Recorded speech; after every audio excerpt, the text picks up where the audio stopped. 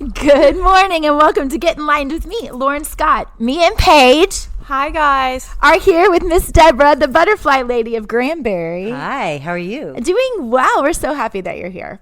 She has been a client of the Hubbies for how long? 13 years? 13 years. 13 years. And 2 years ago, I just happened to come on a call just to visit with her and her lovely husband.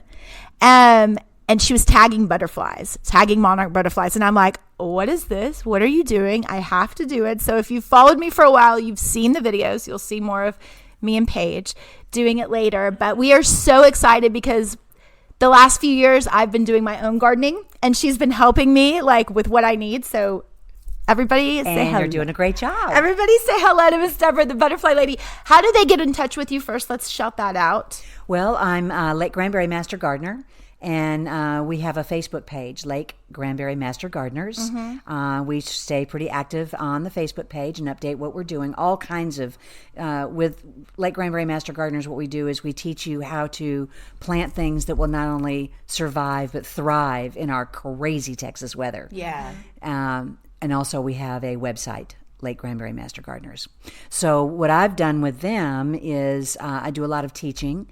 It's a volunteer organization, and part of what we do is education. Mm-hmm. So I got very interested in teaching people how to plant a butterfly garden. Yes. And I started planting, dug up all the grass out here. Well, not all of it, clearly, but put in several butterfly gardens at my house and started really studying that butterflies, every species needs a host plant. Mm-hmm. That's where mama lays her eggs. And all butterflies need nectar plants. Mm-hmm. So it's a matter of teaching people what to plant so that you can support the whole life cycle by having where mama lays her eggs and then the nectar for the adult butterflies to sip. Mm-hmm. To sustain themselves.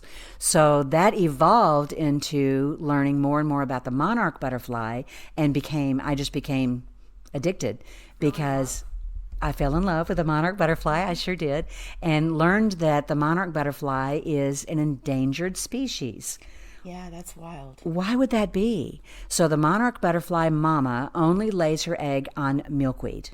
So she has to be where the milkweed is. And all throughout the United States where they migrate, I'll tell you about the migration in just a moment, she's looking for milkweed. And due to urbanization, meaning the fields are gone because there's highways and hospitals and homes and businesses where the fields once were that were full of milkweed. Mm-hmm. And gardeners for many years haven't considered it desirable to have a milkweed plant growing in their beautiful domestic garden because a milkweed is kind of a wild plant.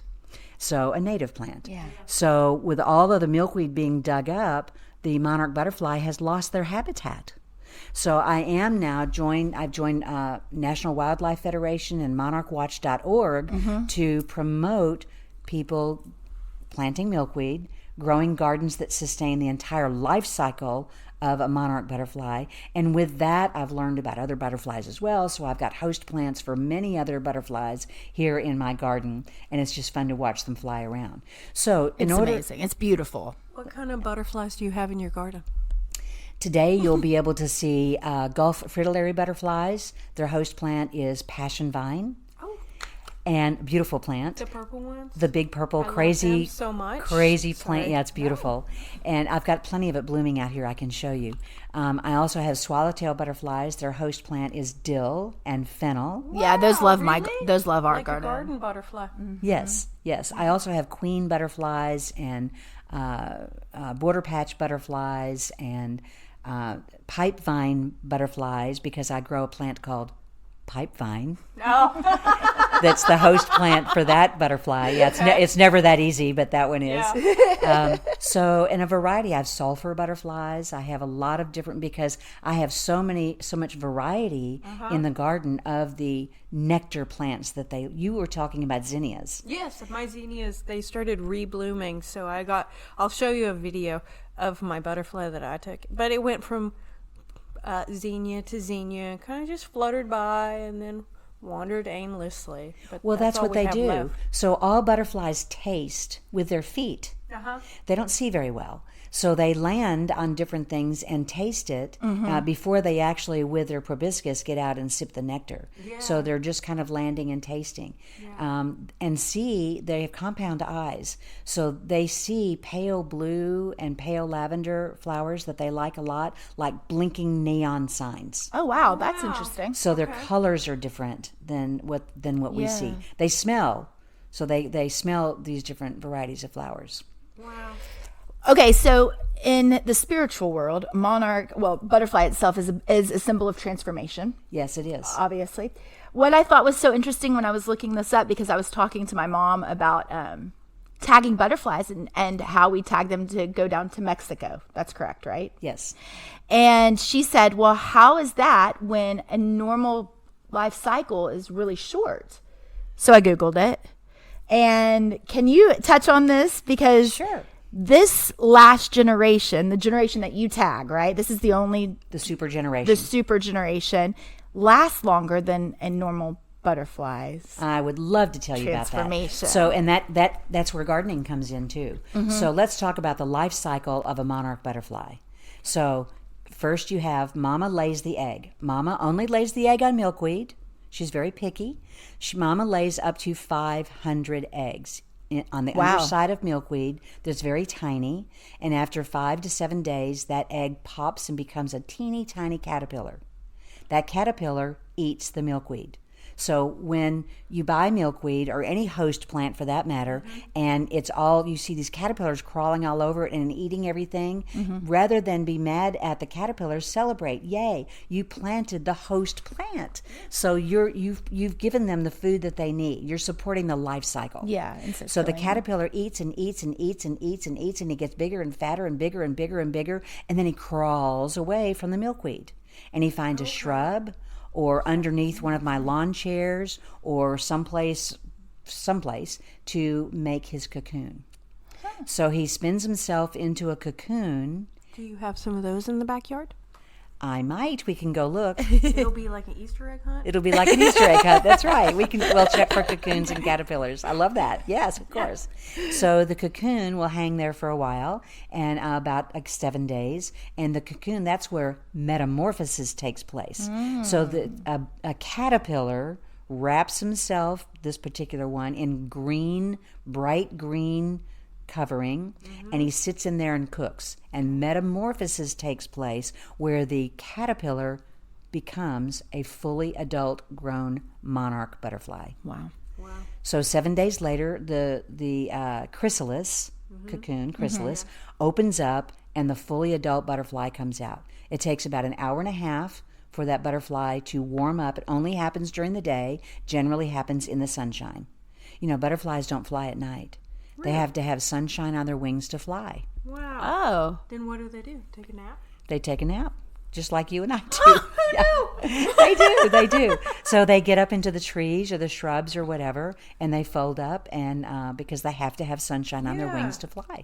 Wow. That's pretty cool. I learned something. So the chrysalis becomes a fully adult butterfly. So now the fully adult butterfly, when they're first born, just like you like to get up in the morning and have some orange juice, the butterflies go for the nectar plants.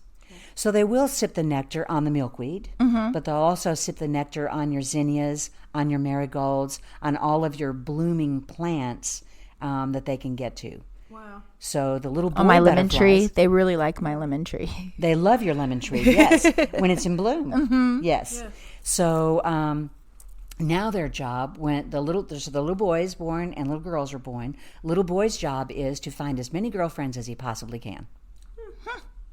And then he has a beer and dies. So that's what a life. it's guys. We're talking guys here, right? Not much has changed there. So here for a good time, not a long time. That's right. So their life cycle is, getting back to your question, is 8 to 10 weeks is the life cycle of a monarch butterfly. So the little boys, they're just out on the prowl. They're finding as many girlfriends as they possibly can. They're in college. That's exactly right. And like the little girl, her job is to lay up to 500 eggs in her lifetime. Wow. All individual eggs, not big groups of them. Good grief. Yes.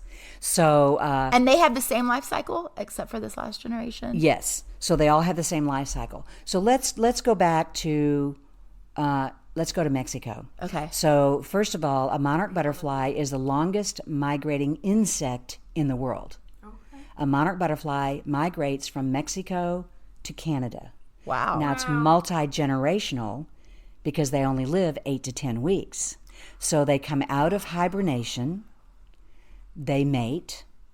They have their nectar, and then they mate, and then they continue northbound based on the nighttime temperature and when the milkweed begins to bloom. God is good. Wow. So as the nighttime temperature begins to warm up and the milkweed begins to bloom, they wake up out of hibernation and they start heading north.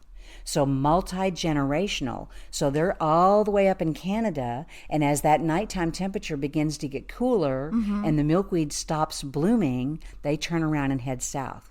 Wow.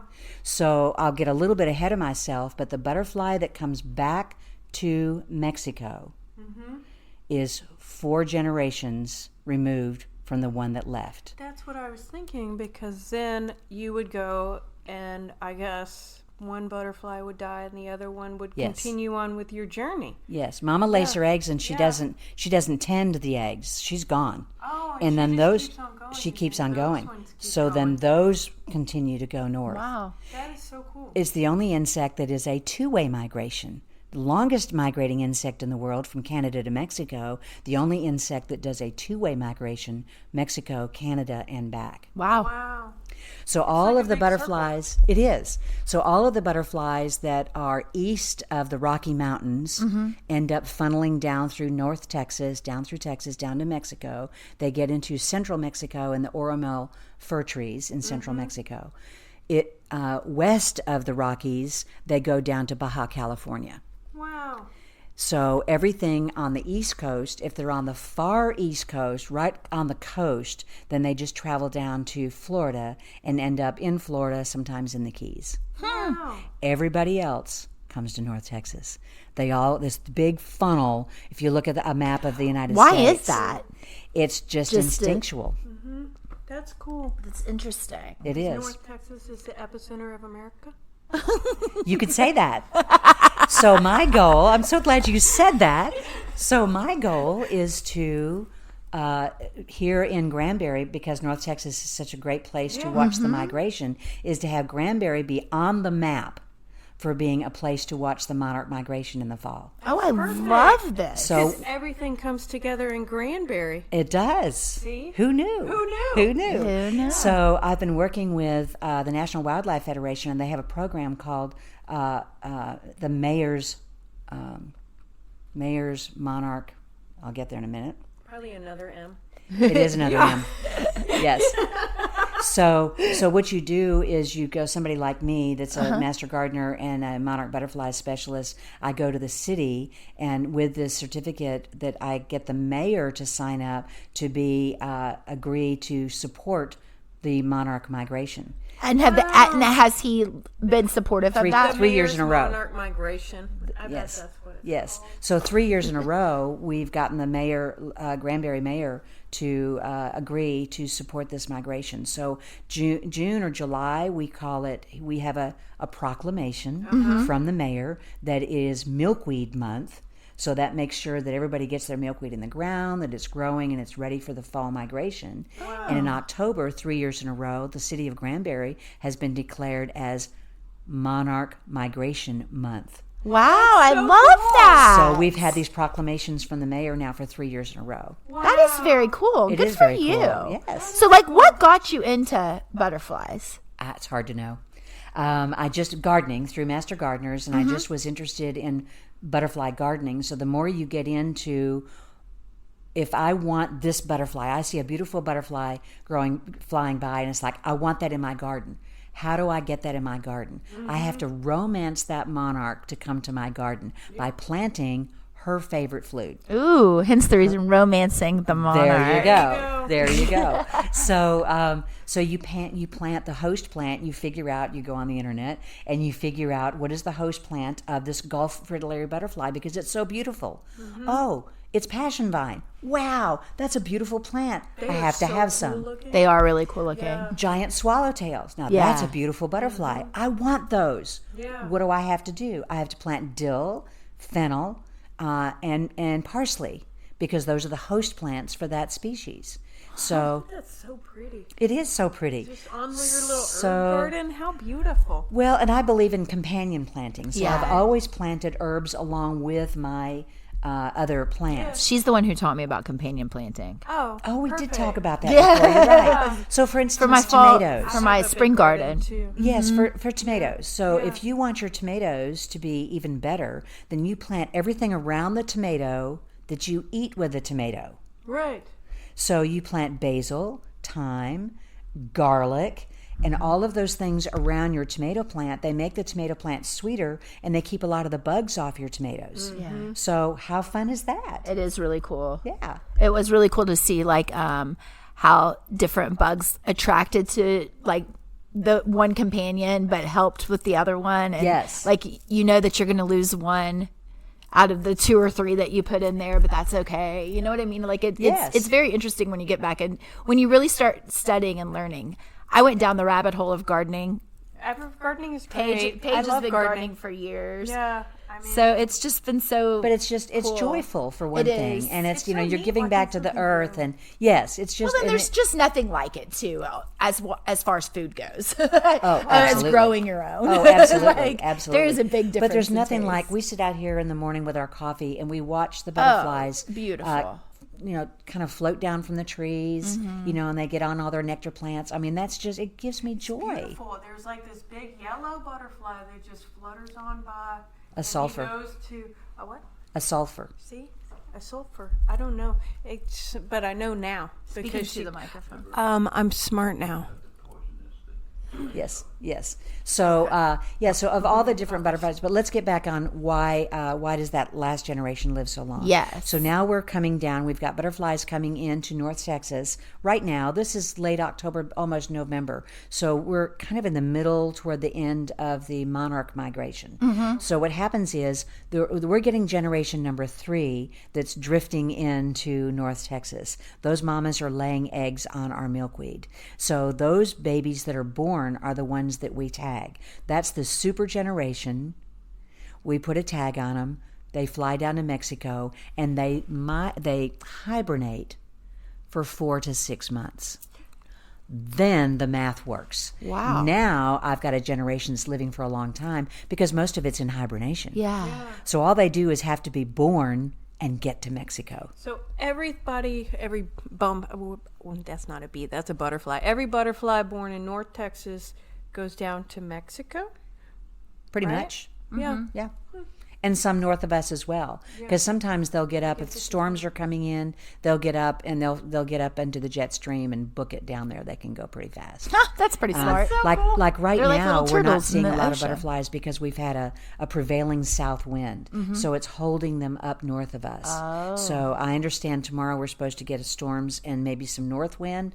We're going to see some serious butterflies. Oh, we're gonna have to come back and Not in the tag. middle of a storm. No, after. Okay, so when we say tagging, let's put that into words for the people that aren't seeing it on the other that are listening. So what does that mean? What does that mean? Okay, so monarchwatch.org is another organization that's tracking the sightings of monarch butterflies and others, and they have come up with, working with 3M, to develop a little tiny tag that's smaller than a quarter of the size of your little fingernail. It is very small, guys. It's very small. So that little tiny round circle tag gets put on the hind wing of a butterfly, on the strongest part of their wing, so it doesn't off-balance their flight. Each tag has an alphanumeric number on it and a phone number that you can call. Wow. A website. I actually put you to the website. So that tag identifies that butterfly. When I tag a butterfly, like we just did a while ago, we say what date it was tagged, what zip code were you in, is it a boy or girl? Talk about that in a minute. Yeah. And was it wild or reared?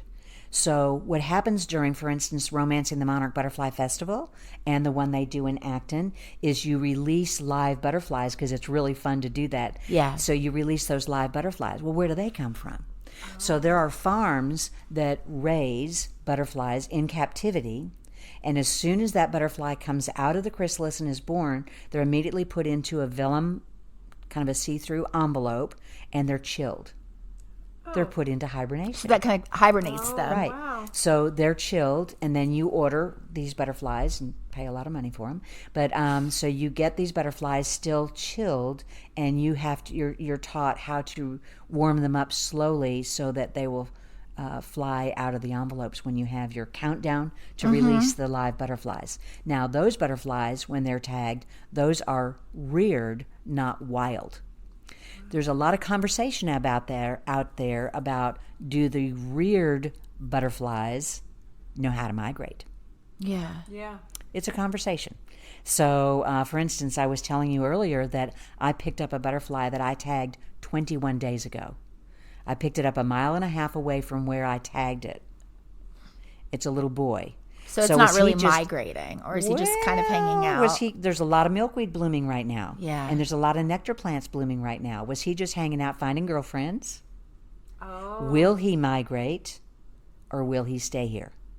So that's so when taggers pick up butterflies that are dead, That's where I was or thinking. still, like I did, finding them, you report that tag number. So I picked up a butterfly 3 days ago with a tag number that's not in my sequence. So I went back to the website and reported that I found that butterfly with that tag number. I haven't heard yet. In past years, I've picked up butterflies and learned later that that tag came in from someone tagged them in Tennessee. Yeah. One of them, I picked up one that was tagged in Oklahoma. So they are they're migrating. migrating. They are coming south. So you always have to say whether it's wild or reared. I call them wild unless I know I just released 200 butterflies and we're tagging all day that day. Yeah. So pretty much you know that they're fresh and Yeah. Is that how many butterflies you release whenever you do these? at Romancing the Monarch Butterfly Festival, we release 200 butterflies. Yes. Wow. Yes. How fun. It's a kind of a spiritual thing to do. Yeah. It's a beautiful thing to do. You have to come to the festival. It's always the first Saturday in October at the Lake Granbury Master Gardeners Demonstration Garden. And we call it Romancing the Monarch Butterfly because we as Master Gardeners are teaching people how to romance the monarch butterfly to come to your garden, come to Granbury, come to your community, and raise your family here. We're rolling out the welcome mat for these monarch butterflies. Yeah. And we call it Romancing the Monarch Butterfly as gardeners. So cool. Have you gotten a lot of people to have their own butterfly gardens? Yes, we Yes. work year-round to do that. So we teach that a lot. We go to different communities. In fact, I can tell you this because we're working on it right now. Again, with the library, the Master Gardeners will be going in. They've asked us to help redesign their garden going into the front door, where the library. Oh, yeah. So I can tell you this. This is like breaking news. Breaking news. We are also working on an art project that, again, as Master Gardeners, a lot of what we do is education, and a lot of what we do is we're getting a lot of support from the city, both from the Mayor's Monarch Watch and through different things that we do with the city to get support, to get money, to get grants to do these things, is we're working with artists to create a metal 5-foot structure that depicts the 4 stages of the That life is cycle very, of very the monarch cool. butterfly. It's That is going in the cool. garden at the library. Oh, that is very We cool. just got approval literally last week at Commissioner's Wow, Court. how We're so fun. excited. So this is very neat. It's all local artisans that are doing this. We're donating it to the city, putting it there as an educational piece. We're redoing that whole garden that's going to be a pollinator garden. Wow. So there'll be butterflies flying around. When y'all do that, we'll have to go back and Yes. and get Okay. y'all on there. 'cause Okay. That would be a We'll really do that cool in the follow-up. spring. It'll Yeah. we'll have a big splash when this. Because right now we're just helping them get their soils together, so that you just don't want to just plant things in the dirt. You want to get your soils right. So we're going to do this now in the fall, and in the spring we'll start putting the plants in, and in the spring we'll have the unveiling of the artwork. Isn't that exciting? It is so exciting. It is. You're It really is. making a difference not only in Granbury, but your teachings are spreading everywhere, throughout We are. especially the North Texas area. Well, we are. So And that's we go- super, super we go into the exciting. schools. We talk to civic groups. I mean, anybody that's looking for a program of something that they haven't heard before. You know, I would love to go and speak. I love doing this and getting people excited about gardening and excited about supporting. Oh, he's so cute. Mr. Jim, you can talk into the microphone if you want to get on. Welcome. We're talking. So he wants me to talk about. I know my husband hears this all the time.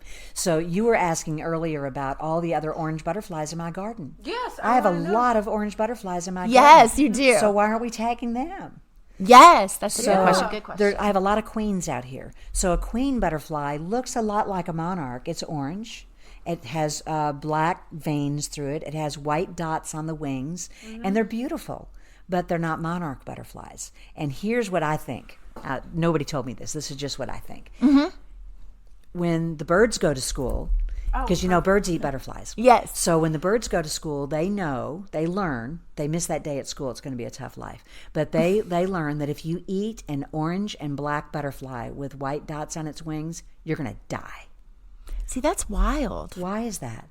Well, because monarch butterflies those caterpillars eat only milkweed, and the adult butterflies also sip the nectar of milkweeds. Milkweed is poisonous. Not so much to you and me. Do they eat anything else other than the milkweed, or is it milkweed only? The caterpillars only eat milkweed leaves. Okay. So that's what gets into their system. Okay. So that's what Okay. makes that butterfly poisonous. Okay. Now, sipping the nectar, it kind of adds to it. It's like getting a little You extra like juice. beer and wine. So do you think the queens have evolved to be orange and to keep surviving? I think the queens are here to confuse the birds, and it makes me happy. Nice. So the birds don't eat the queens because they. And what a great way to be called the queen. I know. It's part of the royal family. Exactly. So queen butterflies are beautiful. They do not migrate. They just hang out here. I've got a couple of different plants that they are all over all the time, like Greg's blue mist. Do you know if the milkweed makes the caterpillars poisonous too? Yes. Oh, it does. If This is perfect. That way they don't eat the babies. That's correct. So queen mamas will lay their eggs on a lot of different plants. Okay. But they lay their eggs on milkweed because it's there and they like that. And a queen caterpillar looks a lot like a monarch caterpillar, just like the queen butterfly looks like the monarch, but there's an extra set of antennae.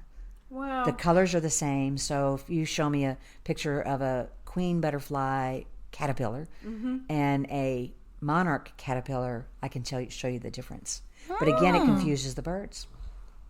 So now the reason I don't have a lot of caterpillars in my garden right now is because the whole ecosystem is alive out here. And I have more lizards than you can possibly I have a lot of imagine. lizards too. What do lizards eat? The Caterpillars. the caterpillars and the eggs. So it's survival of the fittest out here. And I can't really get rid of the lizards. I don't really want to. It's all part of It's the all life part of the cycle. ecosystem, yeah, life That's cycle. exactly right. So so there's orange butterflies, like the Gulf fritillary is orange, like the border patch is orange. There's lots of orange butterflies in my garden right now. But I'm mostly interested in the monarch and their survival, which is why we support the entire life cycle. Oh, hey, let's also talk about how do you know the difference? Because when we're tagging, you have to put a male or female. How do you know the difference of a male and a female?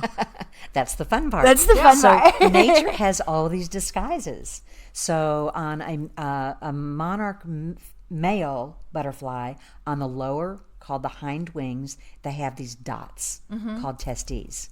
So they're small dots. Go a little bit closer. Don't judge. They're small dots, and they. Moving your microphone a little bit closer. Okay. So the male butterfly has dots on the hind wing. The female monarch butterfly has heavier veining. I call it like the window painting look. Yes. So it's very easy to see either heavier veining or it's very clear to see those dots. So when you report a tagged butterfly, you have to say whether it's a male or female. And you can see on the queens too, because the male queen butterflies, that's like an oxymoron, right? Yeah. The male queen. Or it is 2024. We accept all here. Freddie Mercury. It is 2024. So. We're accepting of all butterflies. But the ones that have dots were born males. Yeah. That's funny. Right. Okay. We're going to call them all Freddie. Freddie Mercury, the Queen. Oh, There you go. That works for me. That works for me. there you go. That works. That There you go. works. Was there any more that you wanted to talk I about? want to talk about the butterflies that everybody's putting out in their outside of their businesses. The big So there's a business in Granbury, right? Oh, It's called Butterflies of Granbury. Yes. So they have, like a lot of communities will have a dinosaur or a cowboy boot or a longhorn or whatever. And they have, again, they're a very spiritual company as well. And they really want to give back to nonprofits. Oh, so that's they are a awesome. nonprofit themselves. So they work with artisans and they have developed this concrete. It's huge. It's heavy, and you can purchase this big butterfly and paint it however you want. So you can make it look like a giant swallowtail, or you can make it look like a queen, or you can make it look like, of course, mine is a monarch. Yeah. But you can paint it any way you want. So by supporting that business and supporting, I don't want to get selfish, but our efforts, my efforts to have butterflies. You can be selfish. You're doing great work. You are. To have Granbury be known for a place to watch the monarch butterflies. So now if your business purchases one of these monuments, one of these great big butterflies, they're producing actually a map. So visitors and people that live here can, using this map, go find all the butterflies. Oh, that's so really cool. Because they're just floating around. That is very cool. love It is very nice. Yeah. So I will give a plug for the Inn on Lake Granbury. Okay. They have a beautiful, they purchased one of these, and they had it painted by a local artist, Reagan Deming, it's a gorgeous monarch butterfly. So you have to go to the inn, 205 West Doyle Street in the Historic District, and look at that butterfly. And you should stay there because it's amazing. It's like mine and Sean's favorite Airbnb. It is. Well, I shouldn't say Airbnb because it's a bed and breakfast. It but is. It's no air. There's no air. It is. Well, we have butterfly gardens there, so they Yes, allowed me to they come do. in there and plant butterfly gardens. So we've got You there's need a butterfly garden picnic. well, there you That go. would be That's fun. a good idea. That would be a really good We can do idea. butterfly garden yoga.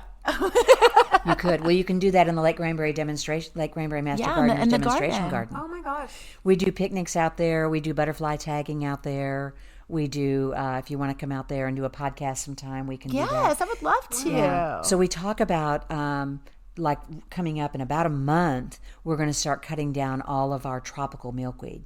So you try to go native. With all of your plants, you more and more and more try to go native. Why? Because native plants are better adapted to handle North Texas weather. We have these cold fronts that come in, and severe cold drops temperature degrees in 50 degrees in a day. Right. I mean, that's hard for plants Yeah, to keep that's up very with. hard. And we have very hot, long, dry winters. Yeah. Summers. Hot, dry summers. So Sometimes we have Sometimes hot winters, too. winters. this is true. Thank you for that. Thank you. We're trying to go into winter right now, and we're I not. know. This keeps going up to 90. We're not doing a good job. Shorts in November, so I don't know. Yeah. So native plants have a longer root system. So where a hybrid plant, the roots may only go down 3 or 4 inches, a native plant will go down 18 inches to a foot. Wow. So that root dives down deeper. And it's just the same thing like when you're watering. You want to water more deeply and less often. Yeah. Because you want to get the water down to the bottom of that root. If you water too often, I'm getting off on another tangent here, but if you water too often, you're keeping the water at the top. And what happens is the root will turn around and go back up to the top, and then we get 105 degrees and it fries. So native plants with a deep root and us learning to not water too often, more deeply and less often, it keeps that water down in the roots. So I live in the woods, you see, and our milkweed is antelope, and I believe that's a native. Native what antelope kind do you have in your garden? Well, I have some green antelope horn in mine as well. I've also got up front one called Giant. I've got a native milkweed called Common, and I've got showy milkweed. So I've got several different varieties of natives. I also have what's called tropical milkweed, which looks like a lantana on steroids. So the I love lantana. I love lantana, but it is wild, and Well, so is It this. will take over. Yes, My it will. lantana But it's a took great over. nectar plant. Oh, So my- you want to have your lantanas out there. So if you're planting native or you're planting a non-native milkweed called tropical. It's really important that you cut it down no later than Thanksgiving Day. So if you all of a sudden get to the Thanksgiving table and you're about to have your turkey, you have to go, I'm going to drop my fork on the table and go out there and cut down my tropical milkweed. Why? Because if you don't cut down your tropical milkweed, which will bloom longer than the monarch butterflies need to be here. They need to migrate. They need to get south, but they'll stay on your tropical milkweed. So you need to cut it down. You ever raise teenagers? It's called tough love. So on Thanksgiving week, you want to cut it down, bag it, and put it out to the curb. Why? Now, I have friends every year that'll call me and say, I couldn't do it. It was covered with caterpillars. It was covered with eggs. I have monarchs everywhere. I couldn't do it. You ever raise teenagers? Yes. You can do it. Because... We just stay weird and they want to leave. Well, that's good too. That's good too. But if you leave your tropical milkweed blooming, they won't leave. They won't migrate. So you're actually... And they'll freeze in your yard. You're actually killing them all. You're killing them. You're killing them. Yeah. So it's So really cut your important. milkweed, guys. Cut your tropical milkweed back on Thanksgiving week, no later than Thanksgiving week. Now, don't do this. Some people say, I couldn't do it. I cut it and I brought it inside. Okay, great. So now it's gonna make a chrysalis cocoon in your house, and when that monarch butterfly is born sometime after Thanksgiving, what is she gonna eat? She's gonna die in your house. Yeah. You can't put her outside now because she's gonna freeze. So it's called tough love. You need to take it away. They will go south. If you take away their food source, they will go south. Yeah. So that's the tropical milkweed thing. Now, tropical milkweed, you'll hear this, that also if it's allowed to stay green and bloom all through the winter, then it develops like south of us.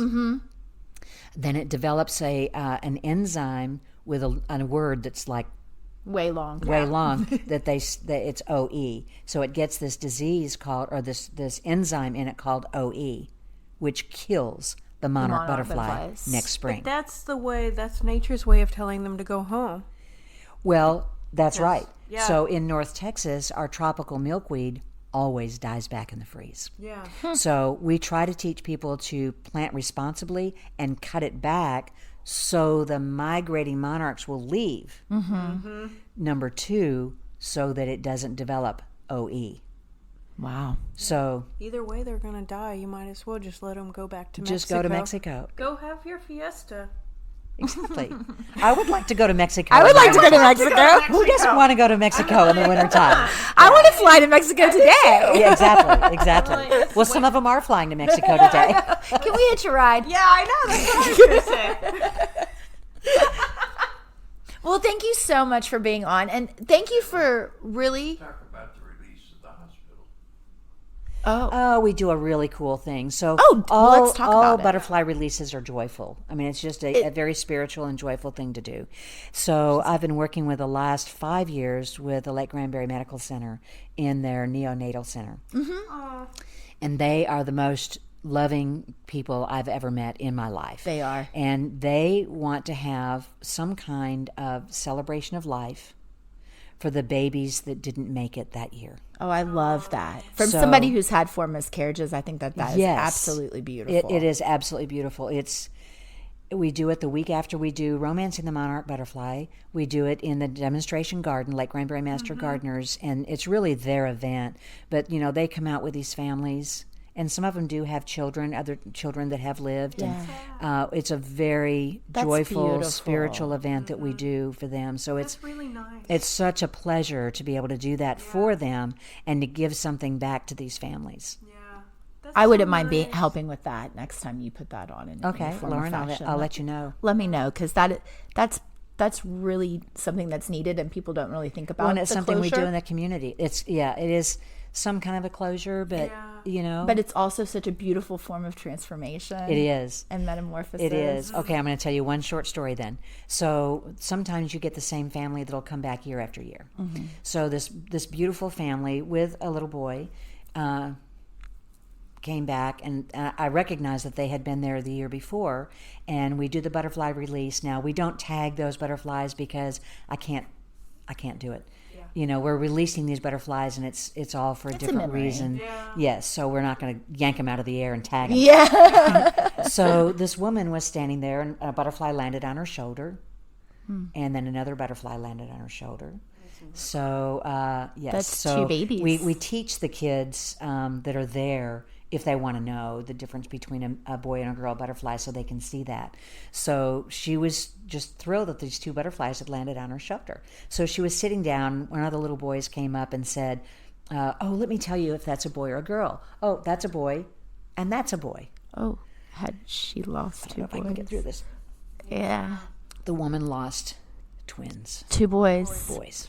So on the spiritual like, side of that, every wow. time that a butterfly lands on you, it's a past loved Yes. one. Yes. So how gorgeous. Thank you for sharing that with us. It's just, you know, there's a lot of reasons that you do these things, that I do these Yes. things, and that's one of them. Well, it's beautiful what you've brought to the community. Thank you so much for getting on with welcome. us. You're Like, welcome. I'm Thank so you. excited. I'm really glad I met you.